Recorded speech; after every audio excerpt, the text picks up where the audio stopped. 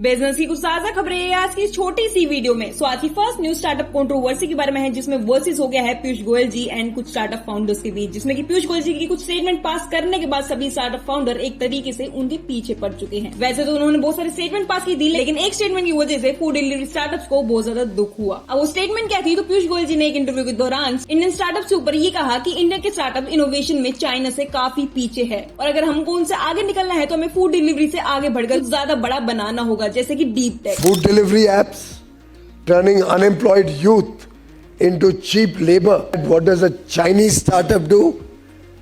Work on developing electric mobility, battery technologies. अब उनकी इसी स्टेटमेंट के बाद सभी लोग उन पे एक तरीके से भड़क चुके हैं, जिसमें जेप्टो के सीईओ अमित पालेचा ने कहा कि जेप्टो ने अभी तक 1.5 लाख जॉब्स को क्रिएट किया है, plus thousands of crore government को टैक्सेस भी पे किए हैं और साथ में $1 बिलियन की एफडीआई भी लेकर आए हैं हमारी इकोनॉमी में। और उन्होंने क्वेश्चन किया कि अगर ये इनोवेशन नहीं है तो क्या है। साथ ही में उन्होंने ये भी कहा कि कंज्यूमर इंटरनेट फर्म्स के पास बेस्ट डेटा होता है, इसके साथ कैपिटल और टैलेंट भी होते हैं जो कि डीप टेक को पुश करने के लिए काफी है। और साथ ही में उन्होंने ये भी कहा कि इन्हें सपोर्ट चाहिए, ना कि क्रिटिसिज्म। अब उनके अलावा इस स्टेटमेंट पर रिएक्ट करते हुए स्नी ग्रोवर ने भी उनको स्लैम किया, जहाँ पे उन्होंने लिखा कि चाइना भी फूड डिलीवरी से ही स्टार्ट हुआ था और डीप टेक कहीं बाद में उनकी इकोनॉमी में आया था। और उन्होंने साथ में ये भी कहा कि ऐसी बड़ी बातें करने से पहले आप लोग 20 सालों तक 10% की जीडीपी ग्रोथ को लेके आओ, फिर उसके बाद ही ऐसी चीजों के बारे में बात करना। इसके अलावा शादी.com में अनुपम मित्तल ने भी इस पर रिएक्ट करते हुए लिखा कि deep tech founder already ready है, पर at the same time capital और इकोसिस्टम की कमी है हमारे देश में। अब एक तरफ बहुत सारे फाउंडर ने इसको क्रिटिसाइज किया, लेकिन दूसरी ही तरफ ओला के सीईओ ने इसको एक तरीके से सपोर्ट भी किया, जहाँ पे उन्होंने बोला कि it's time to build future not past, क्योंकि he runs EV startup as well as food delivery and AI company Krutrim. अब इतना सारा बैकलैश फेस करने के बाद पीयूष गोयल जी ने भी इस पर रिएक्ट किया, जहाँ पे उन्होंने कहा कि स्टार्टअप फीडबैक पॉजिटिव था, सिर्फ कुछ पॉलिटिकल हैंडल्स ही कंट्रोवर्सीज को क्रिएट कर रहे थे। अब इस पूरे सिनेरियो पे आपको क्या बोलना है मुझे कमेंट सेक्शन में जरूर बताना।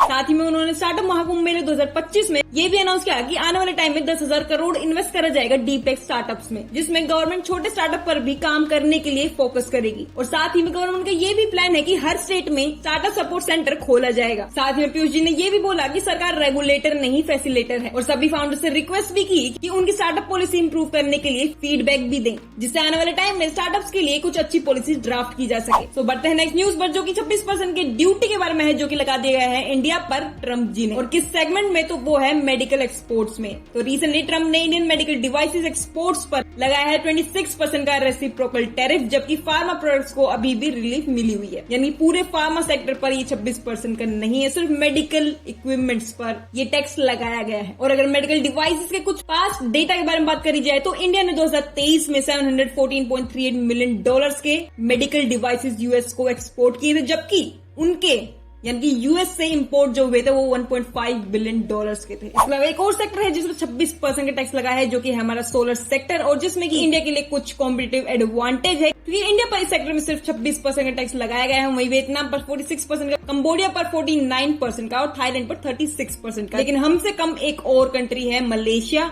जिसपे 24% का इस सेक्टर में टैरिफ लगाया गया है। तो इस सेक्टर में अभी तक मिक्स सेंटीमेंट्स है कि हो सकता है हमें यहाँ पर कुछ एडवांटेज मिल जाए, क्योंकि बाकी कंट्री के ऊपर बहुत ज्यादा टैरिफ लगाया गया है। इसके अलावा ट्रम्प के इस टैरिफ हिट के बाद हमारी कुछ कंपनियों की तरफ से जीडीपी प्रोजेक्शंस भी आ चुकी है। कुछ इकोनॉमिस्ट ने अपनी प्रोजेक्शंस जो है वो घटा दी है। तो गोल्डमैन सैक ने बोला है कि FY26 में इंडिया की ग्रोथ जो है वो 6.3% से घटकर 6.1% की हो सकती है, जिसमें कि 25 बेसिस पॉइंट्स का ड्रॉप देखने को मिल सकता है टैरिफ की वजह से। इसके अलावा हमारे प्यारा एसबीआई ने भी ये कहा है कि वो 50 बेसिस पॉइंट्स का इम्पैक्ट देख सकता है इंडिया में हमारे अगले 3 आने वाले सालों में, जिसमें कि पहले सालों में उन्होंने भी प्रिडिक्ट किया है कि 25 बेसिस पॉइंट का ड्रॉप देखने को मिलेगा, लेकिन अगले 3 सालों में इस टैरिफ की वजह से 50 बेसिस पॉइंट्स का स्लो डाउन हमें हिट कर सकता है। तो एसबीआई ने भी इसको प्रिडिक्ट कर लिया है। इसके अलावा दूसरा सबसे बड़ा बैंक एचडीएफसी बैंक ने भी ये कहा है कि अगर ग्लोबल ग्रोथ 1% से गिरी तो इंडिया की जीडीपी 0.3 से लेकर 0.4 पीबीटी का डायरेक्ट इम्पैक्ट हो सकता है इंडिया पर। और अगर टैरिफ की कुछ डिटेल के बारे में बात करी जाए तो इंडिया के गुड्स पर ऑलमोस्ट 26% की ड्यूटी लगाई गई है,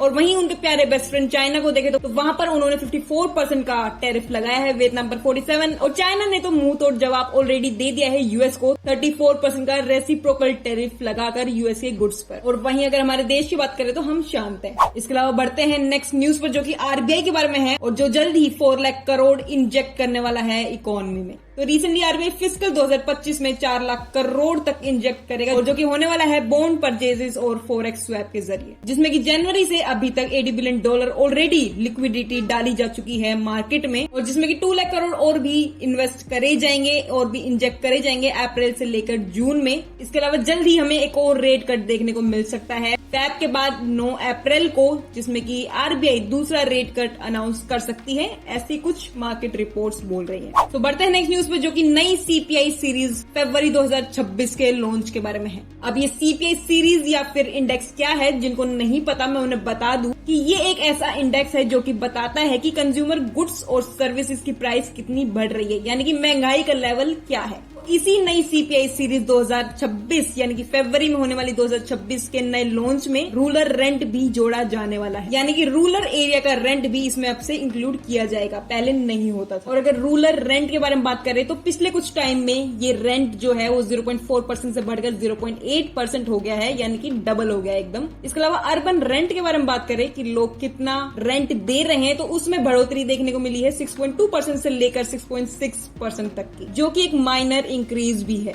तो बढ़ते हैं नेक्स्ट न्यूज में, जो कि स्टॉक्स के सेक्शन के बारे में है, और जहां पर फर्स्ट न्यूज जो है वो हमारे एफपीआई आउटफ्लो के बारे में है अप्रैल के पहले हफ्ते में, इसमें कि अप्रैल 1 से 4 के बीच में फॉरेन पोर्टफोलियो इन्वेस्टर्स ने इंडियन इक्विटीज से 10,355 करोड़ का टोटल विड्रॉवल किया है, और जिसके पीछे का कारण आप सभी को पता ही है, यूएस के टैरिफ, जिसमें कि 10% का बेस टैरिफ सभी इंपोर्ट्स पर हमारे लगाया गया है, और उसके अलावा स्पेसिफिकली 25% ऑटोज में टैक्स देखने को मिला है, और 26% का टैरिफ इंडिया के गुड्स पर रेसिप्रोकल ड्यूटी के रूप में लगाया गया है। वैसे मार्च 21 से लेकर मार्च 28 के बीच में 30,927 करोड़ का इनफ्लो भी हुआ था, जिसमें कि मार्च का टोटल नेट आउटफ्लो जो था वो 3,973 करोड़ तक लिमिट किया गया था। और अगर इस साल का टोटल आउटफ्लो को देखें 2025 में जनवरी से अभी तक, तो उसमें 1.27 लाख करोड़ की इंडियन इक्विटीज से पैसे निकाले गए हैं। जनवरी में ही 78,027 करोड़ के एंड फरवरी में 34,574 करोड़ का आउटफ्लो हुआ था। तो इतना सारा पैसा बाहर हमारे देश से जा चुका है फॉरेन इन्वेस्टर्स का, और अभी भी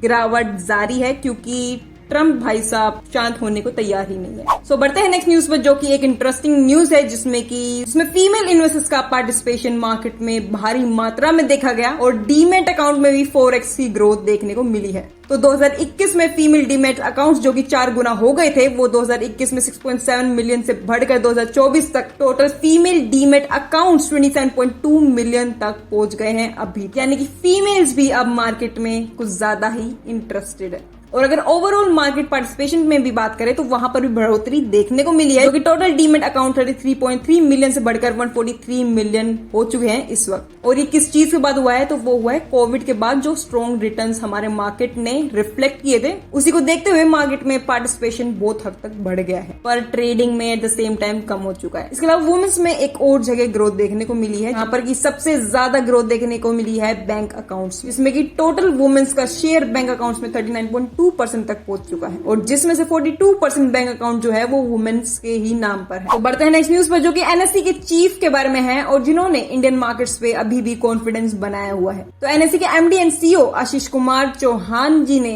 कहा है कि ग्लोबल कंफ्यूजन के बीच Indian markets relatively strong perform कर रहे हैं इस वक्त। यूएस ने सभी कंट्रीज इंक्लूडिंग इंडिया पर न्यू टैरिफ ड्यूटीज लगाई हैं, जिसमें कि ग्लोबल ट्रेड में अनसर्टेनिटी क्रिएट की है। और अगर चाइना के रेसिप्रोकल टैरिफ जो कि 34% का है यूएस पर, उसको अनाउंस करने के बाद अगर मार्केट्स का हाल देखे तो इंडियन मार्केट सिर्फ 5% से गिरे हैं, और चाइनीज मार्केट में भारी मात्रा में 15% का गिरावट एक दिन में देखा गया है, जो कि बहुत बड़ा है। और अगर और डिटेल में जाऊं चाइना के स्टॉक मार्केट में, तो वहां पर Hong Kong listed Chinese stocks at least 9% से तो गिरे ही गिरे हैं, जिसमें कि उनका CSI 300 इंडेक्स जो है वो 5% से डाउन था। ट्रेड वॉर फियर की वजह से मार्केट क्रैश के मूड में इस वक्त बना हुआ है। इसके अलावा चाइना के 10 ईयर बॉन्ड का हील भी 10 बेसिस पॉइंट से गिरा है, जिसमें कि इन्वेस्टर्स छोड़कर भाग रहे हैं। तो बढ़ते हैं नेक्स्ट न्यूज पर, जो कि टाटा कैपिटल के आईपीओ के बारे में है, जो कि जल्द ही आने वाला है। तो मनी कंट्रोल की एक रिपोर्ट के अकॉर्डिंग टाटा कैपिटल ने सभी के पास कॉन्फिडेंशियल प्री फाइलिंग रूट से आईपीओ पेपर फाइल किए हैं, जिसमें कि 15,000 करोड़ का आईपीओ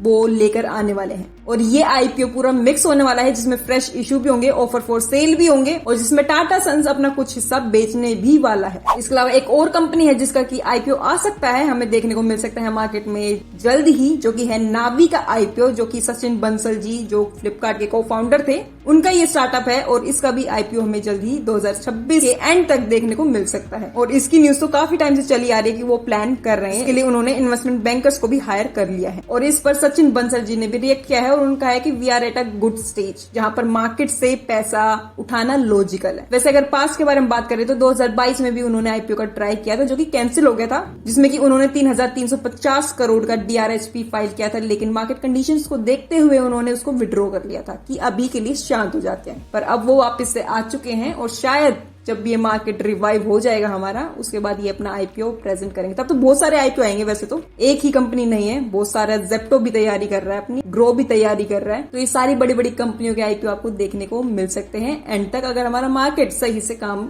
करता है तो। इसके अलावा आज कोई भी स्टॉक्स के बाय रेटिंग या फिर किसी कंपनी के द्वारा टारगेट दिए गए स्टॉक्स के बारे में कोई भी न्यूज नहीं है, क्योंकि इस वक्त मुझे खुद ही नहीं लग रहा कि मार्केट अभी सही डायरेक्शन में है। सो आज की ये वीडियो सिर्फ यहीं तक। आप लोगों का बहुत बहुत धन्यवाद इस वीडियो को आखिर तक देखने के लिए।